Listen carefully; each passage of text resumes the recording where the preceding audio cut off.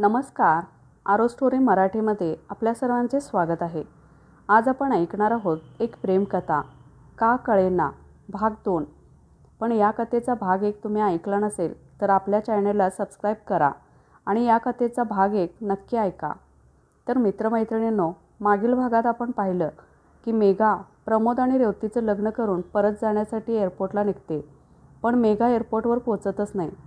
तिची शोधाशोध केली असता विक्रमला ती बेशुद्ध अवस्थेत रस्त्यावर सापडते आणि एका डॉक्टर मित्राच्या घरी तिला घेऊन येतो. आता पुढे विक्रम म्हणतो, तुम्ही नाही तू म्हण, तुम्हीपेक्षा तू जास्त जवळचं वाटतं. मेघा त्याला बघत बसते. विक्रम तिच्या डोळ्यासमोर टिचकी मारून म्हणतो, कुठे हरवलीस? मेघा म्हणते, काही नाही. विक्रम म्हणतो, बाहेर जागोजागी पाणी भरले आहे, सगळे रस्ते बंद आहेत. मगाशी डॉक्टरांचा पण फोन येऊन गेला. तो सुद्धा हॉस्पिटलमध्ये आहे. पावसामुळे तोही अडकला आहे.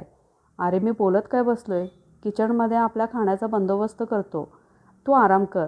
आणि तो किचनमध्ये निघून जातो. थोड्या वेळाने मेघाही तिथे येते. विक्रम खाण्यासाठी काय बनवता येईल किंवा आत काय अवेलेबल आहे हे बघत असतो. मेघा किचनच्या दारातूनच बघत असते. रोहनने सांगितल्याप्रमाणे डॉक्टर अनमॅरिड आहे, म्हणजे घरात काही उपलब्ध असणं कठीण होतं. तो फ्रीज उघडून बघतो तर त्यात ब्रेडचं पॅकेट आणि अंडे, जॅम, बटर हेच थोड्याफार प्रमाणात होतं. ओट्यावर बास्केटमध्ये 4-5 मॅगीचे पॅकेट होते. काल दुपारपासून उपाशी, त्यामुळे भूक तर खूप लागली होती. मस्तपैकी अंडा ब्रेड खाण्याचा बेत केला आणि तयारीला लागला. मेघा लांबूनच हसत होती. तिच्या हसण्याचा आवाज ऐकून तो तिला आधी ओरडू लागला. विक्रम काळजीपोटी थोडंसं रागवत म्हणाला, मेघा तुला आराम कर सांगितले होते ना. मेघा म्हणाली, मी आता बरी आहे, आणते, मी ऑमलेट बनवते. विक्रम म्हणाला, का? माझ्या हातचं खाल्ल्याने पोट बिघडणार नाही आहे. मेघा म्हणाली, काय माहीत, मला थोडीच त्याचा अनुभव आहे. विक्रमला चिडवत विक्रम म्हणाला, हो का? मग आज खाऊनच बघ. मेघा म्हणाली, हो मग खावंच लागेल, दुसरा पर्याय नाही ना. दोघेही टेबलवर नाश्ता करायला बसतात. मेघा म्हणते, छान झालंय, पण मीठ टाकायचे राहून गेले. विक्रम म्हणतो, खरंच? बघू. आणि तो ऑमलेट पाव खाऊन बघतो. काही बरोबर आहे सगळं. मेघा म्हणते, हो बरोबरच आहे सगळं. उगाच विक्रमला चिडवत दोघेही हसत खेळत नाश्ता संपवतात. विक्रम सगळं आवरून ठेवतो.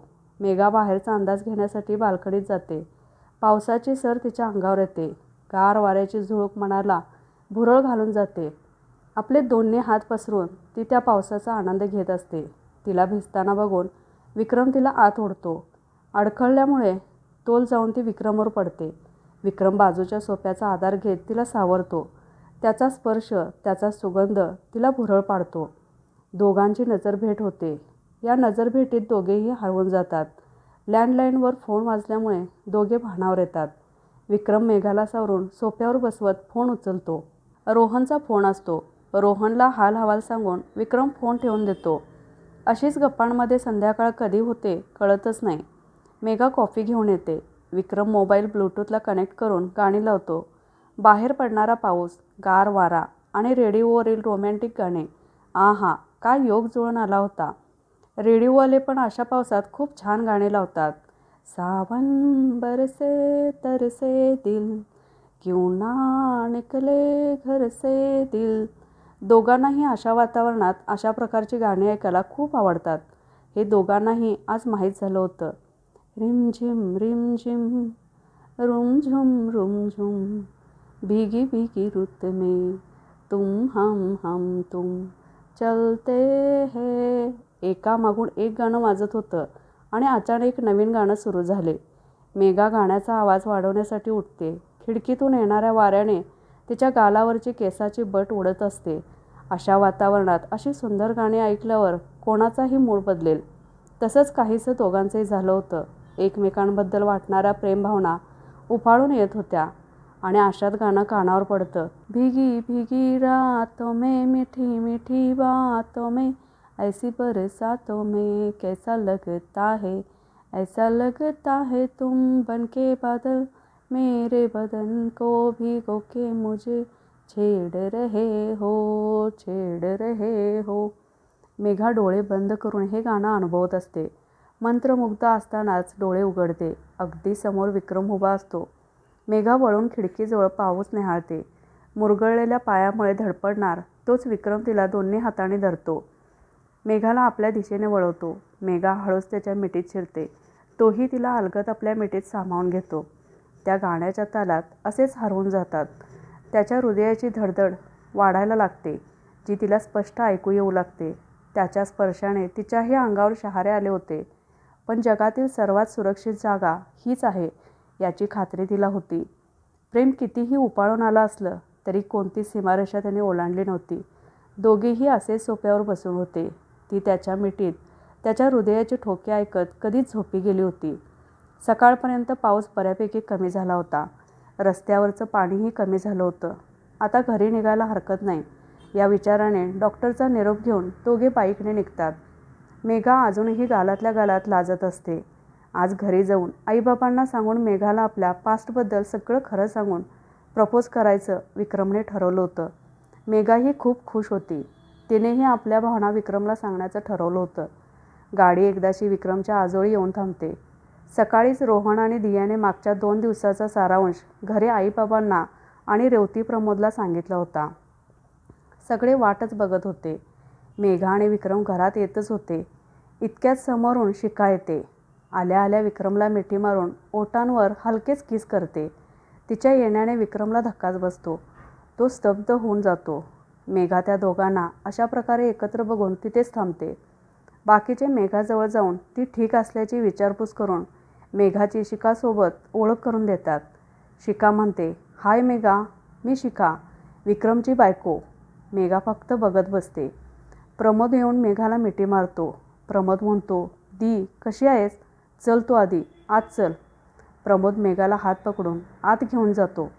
पण मेघाची नजर विक्रमवरच स्थिरावते. इथे शिखा अजूनही विक्रमचा दंड घट्ट धरून आहे. पण विक्रम मात्र मेघालाच पाहतोय. सगळे आत निघून जाताच विक्रम शिखाला दूर लोटतो. विक्रम म्हणतो, का आली आहेस परत? शिखा लाडात येऊन म्हणते, असं नको बोलू ना. मागून येऊन मिठी मारून म्हणते, मी नाही राहू शकत तुझ्याशिवाय. विक्रम म्हणतो, रिअली? आज 10 वर्षानंतर कळलं तुला? सगळं काही तुझ्या मनासारखं घडत होतं तरी निघून गेलीस. प्रेम करत होतो आपण एकमेकांवर, मग माझा विचार न करताच निघून का गेलीस? शिखा म्हणते, आय एम सॉरी, मूर्खपणा केला मी. नितीनच्या खोट्या प्रेमाने भुरळ घातली होती मला. पण आता मी तुला सोडून कुठेच जाणार नाही आहे. विक्रम सरळ खोलीत निघून जातो. इथे आई बाबा सगळेच मेघाच्या अवतीभोवती आहेत. आई मेघाच्या डोक्यावर वात्सल्याचा हात फिरवत म्हणतात, मेघा, आता जास्त विचार करू नकोस, आराम कर. मी सर्वांसाठी पानं वाढायला घेते. जेवण करून घ्या सगळे. बाबा म्हणतात, आणि आता मेघाला जास्त कोणी प्रश्न विचारू नका. रेवती म्हणते, आई मी पण येते ग मदतीला. आणि रेवती किचनमध्ये निघून जाते. दिया म्हणते, मेघा. तेवढ्यात बाबा म्हणतात, दिया तू विक्रमला बोलावतेस का जेवायला? दिया म्हणते, हो आलेच मी. शिखा मेघाजवळ येऊन म्हणते, काय ग मेघा, एनी प्रॉब्लेम? तू नेहमीच अशी गप्प असतेस का? बाबा म्हणतात, मेघा बेटा जा तू फ्रेश होऊन ये. शिखा, मेघा आत्ताच आली आहे, जा आवरून ये, नंतर निवांत गप्पा मारा. शिखा म्हणते, ओके, आय डोंट माइंड. बाबा म्हणतात, रोहन, पोलिसांना काही माहिती हाती लागली?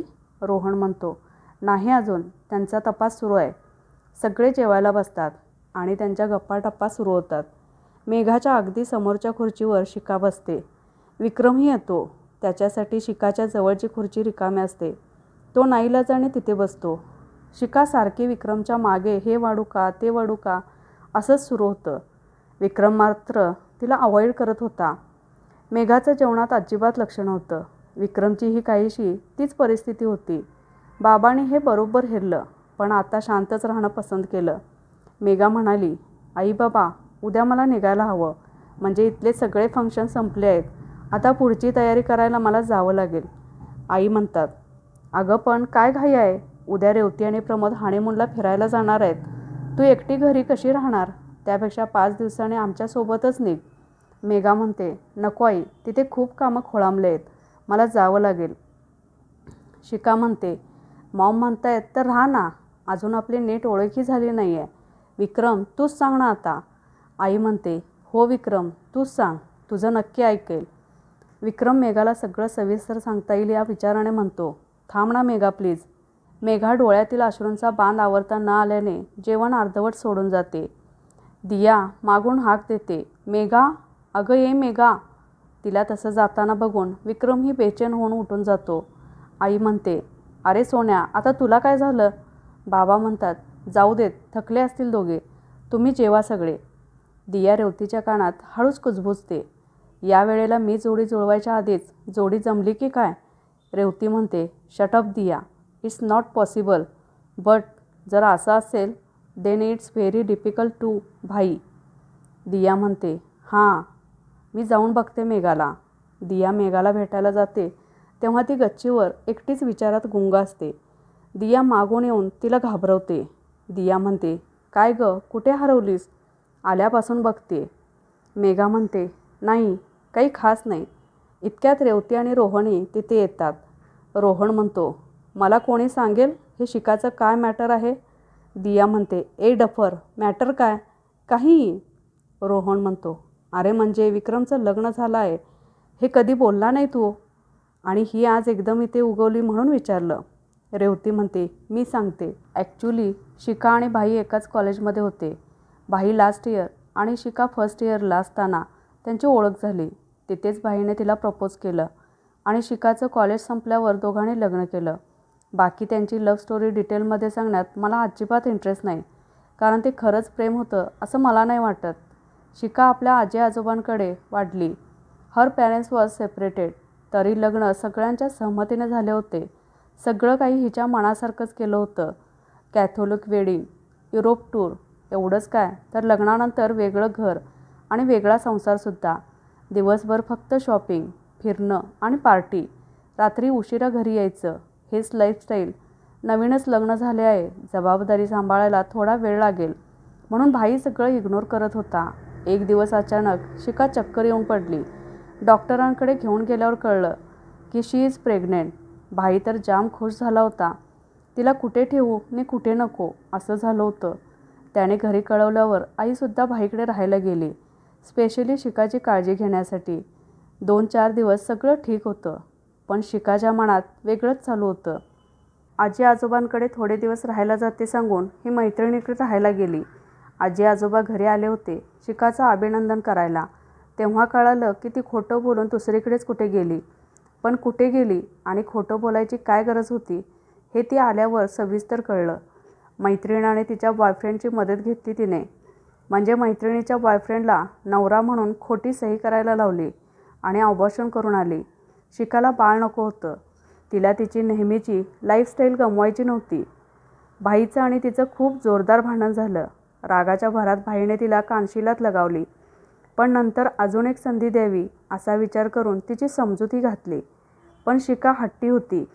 गेली आठवड्याभराने नोट लिहून, डिअर विक्रम, मी जात आहे कायमची. मला शोधण्याचा प्रयत्न करू नको. मला हवी असलेली लाईफस्टाईल, माझं स्वातंत्र्य जगायला. So goodbye. त्या दिवशी जी गेली ती आज 10 वर्षांनी परत आली आहे. भाई खूप प्रेम करतो तिच्यावर.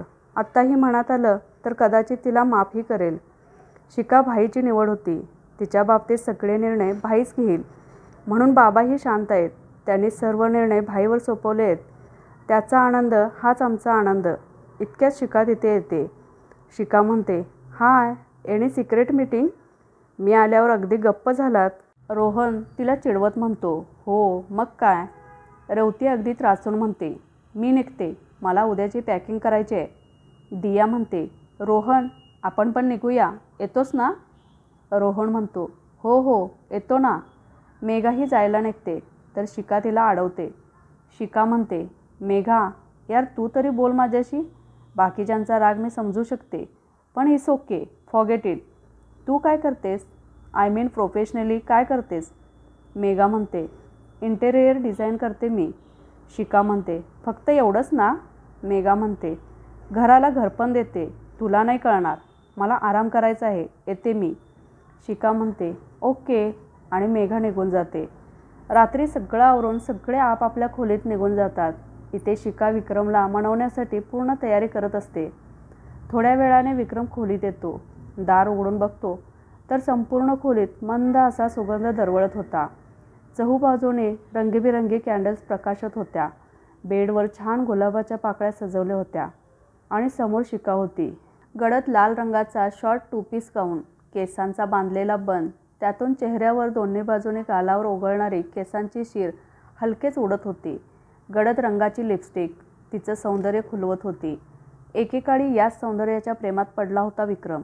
शिकाने विक्रम आत येताच मागून दाराला कडी लावली. आपल्या मादक चालीत त्याच्या जवळ गेली. पटकन त्याच्या मिठीत शिरून बिलगली. तो अजूनही स्तब्ध होता. त्याच्या शर्टाची कॉलर बाजूला करून त्याचा मानेवर किस करायला जाणार तोच विक्रम तिला दूर करतो आणि बाहेर जाण्यासाठी दार उघडायला लागतो. पण शिका त्याला मागून घट्ट मिठी मारते. तिच्या लाडीक सुरात त्याला थांबवण्याचा प्रयत्न करते. पण विक्रम तिचे दोन्ही हात झटकून बाहेर निघून जातो.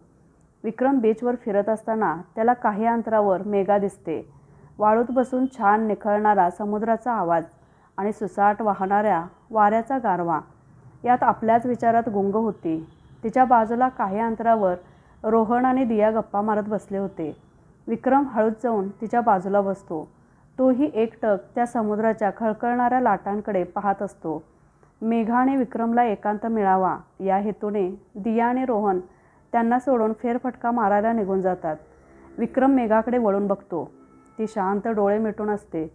तो तिला बराच वेळ बघत होता. मेघा तसंच स्वतःला वाळूवर झोकून देते आणि डोळे उघडून निळाशार आकाशात चांदणे पाहत बसते. दोघेही शांतच. बोलायचं तर खूप काही आहे, पण सुरुवात कुठून करावी इथेच सगळं अडलं होतं. विक्रम कुठे निघून गेला हे पाहायसाठी घरातून निघालेली शिका त्याला शोधत शोधत बीचवर आली आणि लांबूनच तिने विक्रम आणि मेघाला एकत्र पाहिले. विक्रम म्हणतो, मेघा, मला तुला काही सांगायचं आहे. मेघा म्हणते, मला माहिती आहे. रेवतीकडून सगळं कळलं आहे मला. विक्रम म्हणतो, तू काहीच बोलणार नाही त्यावर? मेघा म्हणते, माझ्या बोलण्याने काय होणार आहे? तुझी बायको परत आली आहे. सगळं विसरून माफ कर तिला. आफ्टर ऑल तुझं प्रेम आहे तिच्यावर. नव्याने संसार सुरू करा. विक्रम म्हणतो, मेघा आणि तू? मेघा म्हणते, माझं काय विक्रम, मी आली तशी जाणार. विक्रम आश्चर्याने बघत बसतो. काहीच बोलत नाही. मेघा म्हणते, निघूया? उशीर झालाय खूप. दोघेही घरी यायला निघतात. समोर शिका वाटच बघत असते. त्या दोघांना एकत्र बघून रागाने लालबुंद होऊन खोलीत निघून जाते. इथे मेघाही शांतपणे निघून जाते. विक्रमचे बाबा लांबूनच सगळं पाहत असतात. विक्रम तिथेच सोप्यावर पाय पसरून डोक्यावर हात ठेवून झोपून जातो. सकाळी उठतो तेव्हा बाबा समोरच बसलेले असतात. आई त्याला चहा आणून देते. बाबा म्हणतात, विक्रम, नात्यांमध्ये कधी संशय येऊ देऊ नये. 2 दगडांवर पाय ठेवून चालण्यापेक्षा एकच काय तो निर्णय घ्यावा नेहमी. बाकी तुझा निर्णय तूच घ्यायचा आहे. विक्रम म्हणतो, बाबा, एवढंच काय ते बोलतो आणि बाबा उठून जातात. रोहन नुकताच येतो आणि म्हणतो, अरे तू अजून इथेच? आवर लवकर. प्रमोद आणि रेवतीला एअरपोर्टवर सोडायला जायचं आहे.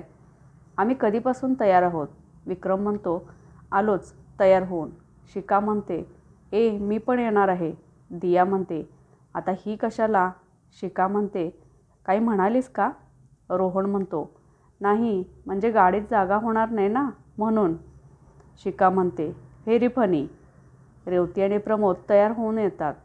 देवघरात नमस्कार करून आईबाबांच्या पाया पडून निरोप घेतात. विक्रमही तयार होऊन येतो. इतक्यात रोहनचा मोबाईल वाजतो. रोहन म्हणतो, हॅलो. पोलीस म्हणतात, हॅलो मिस्टर रोहन, मेघा मॅडमचं ज्याने अपहरण केलं होतं तो पकडला गेला आहे. रोहन म्हणतो, ग्रेट सर, पण काही कळलं का? त्याने असं का केलं किंवा कुणाच्या सांगण्यावरून केलं? पोलीस म्हणतात, ॲक्च्युली ही सराईत चोरांची टोळी आहे. फंक्शनच्या ठिकाणी माहिती ठेवून असतात हे लोक. त्या कॅब एजन्सीच्या माणसाला पण पकडले आहे आम्ही. तो एजंट ह्या टोळीला बुकिंगची माहिती पुरवायचा आणि ओरिजिनल कॅबवाल्याऐवजी या टोळीची कॅब यायची. रोहन म्हणतो, ओ माय गॉड, हे तर जाम सिरियस आहे. पोलीस म्हणतात, हो, ह्यांचा मुख्य हेतू फक्त ऐवज लंपास करण्याचा होता. बट डोंट वरी, आता ते आमच्या ताब्यात आहेत. आय एम सॉरी, पण त्याच्याकडून काहीच सामान हाती लागलं नाही. हे चोर सगळं सामान ताबडतोब विकून टाकतात. रोहन म्हणतो, इट्स ओके सर, सामानाचं काही नाही. ते लोक पकडले गेले हे महत्त्वाचं. Thank you so much. पोलीस म्हणतात, माय प्लेजर. रोहन फोन ठेवून सगळं संभाषण बाकीच्यांना सांगतो. आई म्हणते, देवच पावला बाई, चला पोरांनो निघा आता, खूप उशीर होतोय. सगळे गाडीत बसतात. रोहन पुढे ड्रायव्हिंग सीटवर, त्याच्या बाजूला दिया, त्यांच्या मागे रेवती आणि प्रमोद आणि सर्वात शेवटी मेघा. मध्ये विक्रम आणि त्याच्या बाजूला शिका. शिका अगदी विक्रमला खेटून बसली होती. मेघाने आपलं लक्ष खिडकीबाहेर ठेवणंच योग्य समजलं.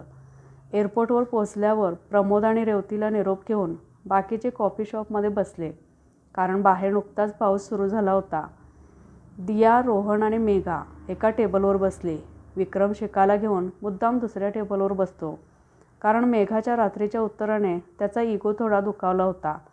शिकासोबत बघून किंवा त्याने तिला अवॉइड केलं तर ती चिडेल, त्याच्याशी भांडेल, असं विक्रमला वाटत होतं. इथे कॉफी पीत असताना अचानक कोणीतरी मेघाला उत्साहाने हाक मारत शिखा, विक्रम, रोहन, दिया सगळेच बघायला लागतात. प्रीतम म्हणतो, मेघा? मेघा सबनीस. मेघा म्हणते, प्रीतम, हाय, कसा आहेस आणि इथे कसा? प्रीतम म्हणतो, मी बसू का इथे की उभ्यानेच उत्तरे देऊ? मेघा म्हणते, नाही म्हटलं तर नाही बसणार का? दिया म्हणते, तू ऑलरेडी बसलायस.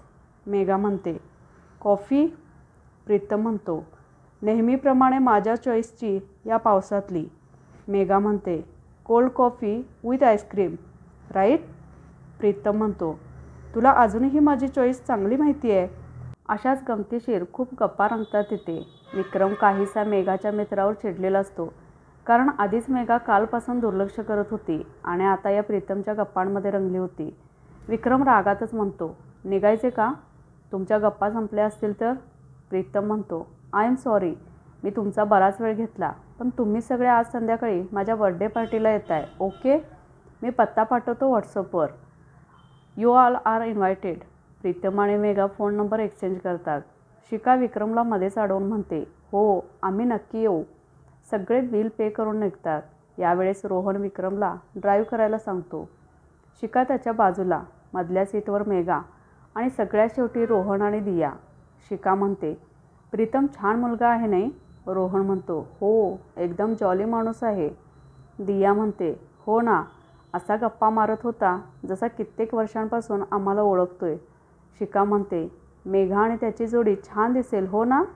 विक्रम कच करून गाडीचा ब्रेक दाबतो आणि मिररमधून मेघाला बघतो. मेघाही आश्चर्याने शिकाला बघते. शिका म्हणते, काय झालं? एवढा कचकन ब्रेक लावलास? विक्रम म्हणतो, काही नाही, दगड आडवा आला.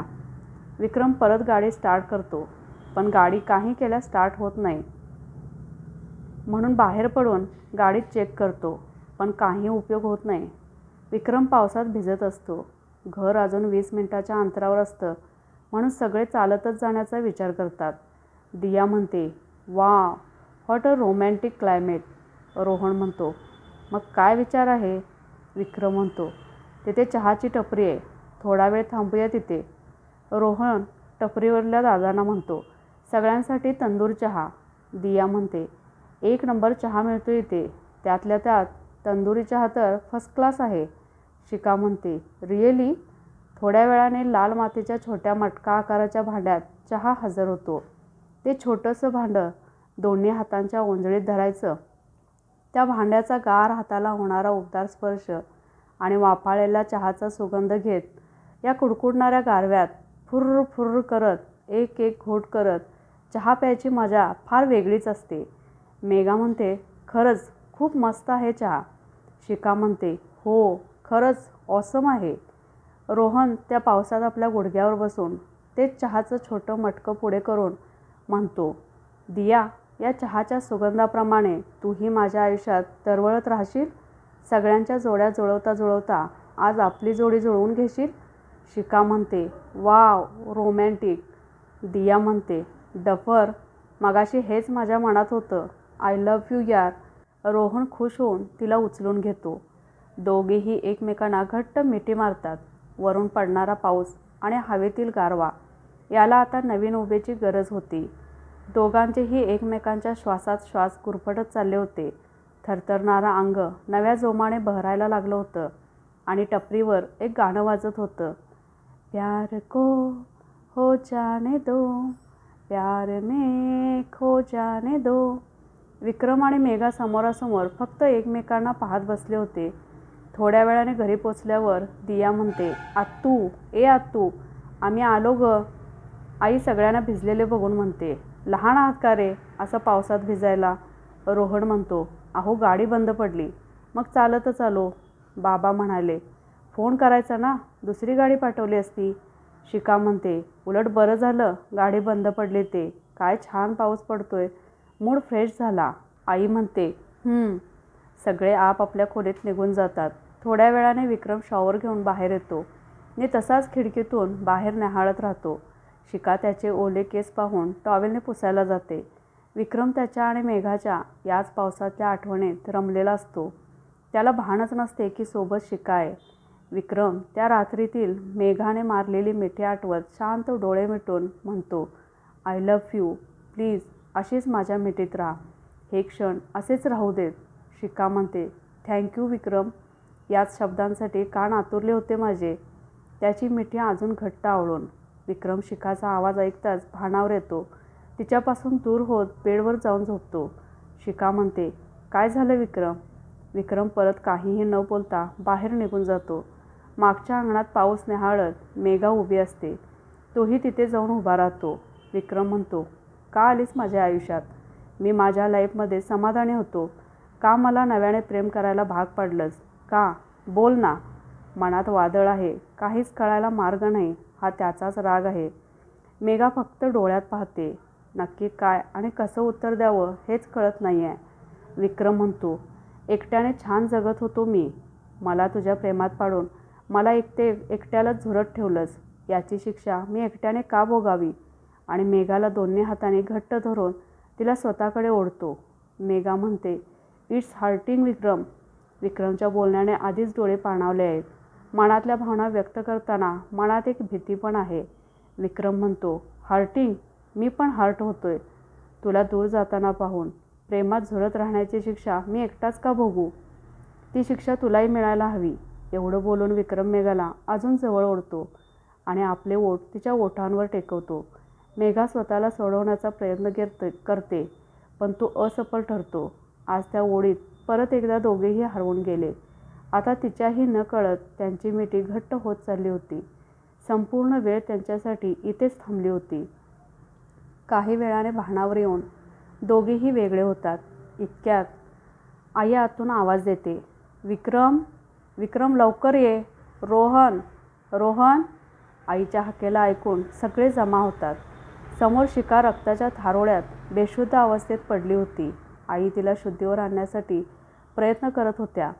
रोहन गाडी काढ, विक्रम म्हणाला. तिला असं पाहून सगळेच घाबरतात. विक्रम तिला उचलून गाडीत नेतो. गाडी थेट हॉस्पिटलला रवाना होते. मागोमाग दिया आणि मेघासुद्धा हॉस्पिटलमध्ये दाखल होतात. डॉक्टरांची तातडीने हालचाल सुरू होते. रोहनचा डॉक्टर मित्र तिथेच असल्याने उपचारात जोर धरला जातो.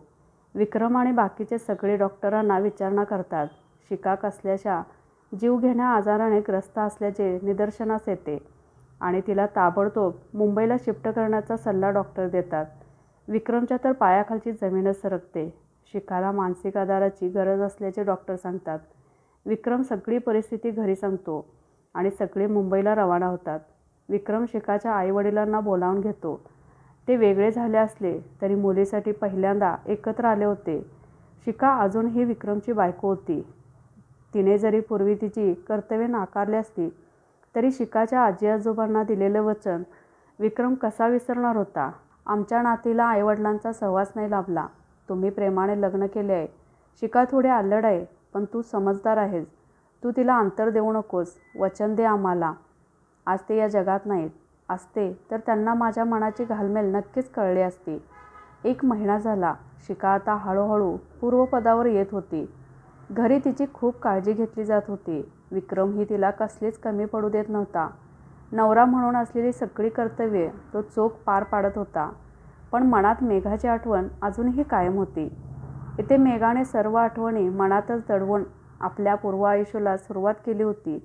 विक्रमच्या आठवणींचा त्रास होऊ नये म्हणून स्वतःला कामात व्यस्त करून घेतले होते. यातच मेघाला मोठा कॉन्ट्रॅक्ट मिळाला, US च्या कंपनीचा. त्यामुळे ती 6 महिन्यांसाठी US ला स्थायिक झाली होती.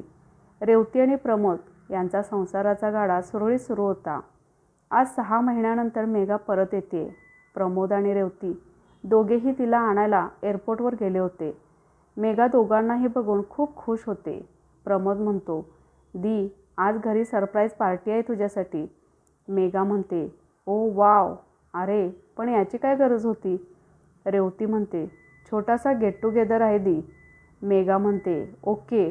मेघा घरी आल्यावर पाहते तर अगदी पार्टी वातावरणात घर सजवलं होतं. रोहन आणि दिया आधीच हजर असतात. दोघांना भेटून तिला फार बरं वाटतं. मेघा फ्रेश होण्यासाठी रूममध्ये जाते. बाहेर आल्यावर पाहते तर आई, बाबा आणि विक्रम बसलेले असतात. बाजूला रोहन आणि दियासुद्धा उभे असतात. विक्रमला बघताच जुन्या आठवणी पुन्हा ताज्या झाल्या. नकळत डोळे भरून आले. पण कोणालाही तसं जाणवू न देता ती आईबाबांना वाकून नमस्कार करते. मेघा म्हणते, कसे आहात आई बाबा? आई म्हणते, आम्ही सगळे मस्त आहोत. आज खास तुझ्यासाठी आलो आहोत. मेघा हलकेच हसून प्रतिसाद देते. विक्रम अजूनही शांत बसून आहे. दोघांचीही नजर मिळवण्याची हिंमतच होत नाही. बाबा म्हणतात, मेघा, तुझी हरकत नसेल तर हां, आम्हाला तू सून म्हणून पसंत आहेस. आज आम्ही तुला लग्नाची मागणी घालतो आहोत. विक्रम आणि मेघा दोघांनाही आश्चर्याचा धक्का बसतो. प्रमोद मेघाचा हात हातात घेऊन म्हणतो, दी, हे सरप्राईज होतं तुझ्यासाठी. आई म्हणते, मेघा, आज तुमच्या दोघांसाठी आम्ही हा सरप्राईज प्लॅन केला. शिका आता या जगात नाही. 2 महिने झाले, पण जाण्याआधी तिने तुम्हा दोघांविषयी मला सांगितले. एवढंच नाही तर तिने तुझीही माफी मागितली. ती ज्या आजाराने ग्रस्त होती त्याविषयी तिला आधीपासूनच माहिती होते. पण जाण्यापूर्वी तिच्याबद्दल कोणाच्याही मनात सल राहू नये म्हणून तिने सर्वांची मने जिंकण्यासाठी नव्याने सुरुवात केली. आणि आपले शेवटचे क्षण आनंदाने घालवण्यासाठी ती इथे आली होती. तिला माहिती होतं की विक्रमचं तिच्यावर खूप प्रेम होतं आणि त्यामुळे तो तिला नक्की माफ करेल.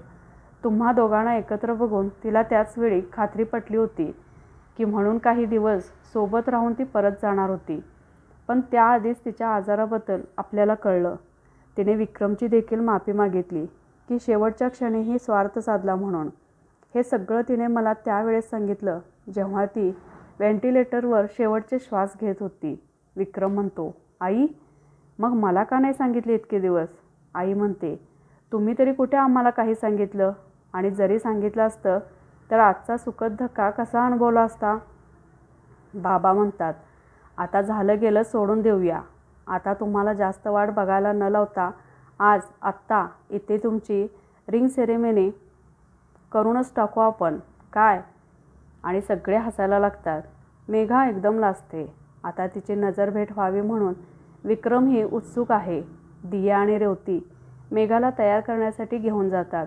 पण विक्रमला आधी एकट्यात तिला भेटायचे होते. तो तिची तयार होण्याची वाटच पाहत खोलीबाहेर उभा होता. रेवती आणि दिया बाहेर आल्यावर विक्रम आत जातो. हिरवीगार पेशवाई सिल्क साडी नेसून, केसात आबोली आणि मोगऱ्याचा गजरा माळला होता तिने. समोरच्या खुर्चीत खाली मान घालून बसली होती मेघा. विक्रम तिच्या जवळ जातो. आपल्या गुडघ्यावर बसतो. उजव्या हाताच्या 2 बोटांनी तिची हानवटी अलगद वर उचलतो. पापण्या अजूनही झुकलेल्या. त्या पापण्यांवर गुलाबी रंगाचा आयशॅडो, काळ्या रंगाचा आयलायनर, ओठांवर फिकट गुलाबी रंगाची लिपस्टिक, नाकात नाजूक नथ, माथ्यावर छोटीशी बिंदी आणि त्या बिंदीचा डूल बरोबर कपाळावर लावलेल्या चंद्रकोरेच्या मध्यावर होता. तिला पाहून विक्रम पुरता घायाळ झाला. विक्रम म्हणतो, आज त्या चंद्राची चांदणीही फिकी पडली माझ्या मेघासमोर. एकदा नजर उचलून बघ तरी माझ्याकडे. मेघा नजर उचलून विक्रमकडे बघते. डोळे पूर्ण पाणावलेले होते. आज अश्रूंचा बांध फुटला होता.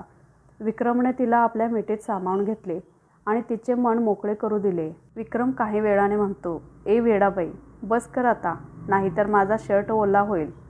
मेघा हलकेच चापटे मारत हसायला लागते. काय रे? आणि विक्रम तिला अजून घट्ट मिठी मारत तिच्या माथ्यावर हलकेच किस करतो. विक्रम मेघा हातात हात घालून बाहेर येतात. त्या दोघांना एकत्र बघून सगळे खूप खुश होतात. रिंग सेरेमनी छान पार पडते. रेवती आणि दिया दोघांवर गुलाबाच्या पाकळ्यांचा वर्षाव करत असतात आणि रोहन म्युझिक सिस्टीम चालू करतो. तर मित्रमैत्रिणींनो, ही आपली कथा इथेच समाप्त होत आहे. या कथेचे दोन्ही भाग तुम्ही नक्की ऐका आणि कथा आवडल्यास लाईक, शेअर आणि कमेंट करा. कथा पूर्ण ऐकल्याबद्दल आणि वाचल्याबद्दल धन्यवाद.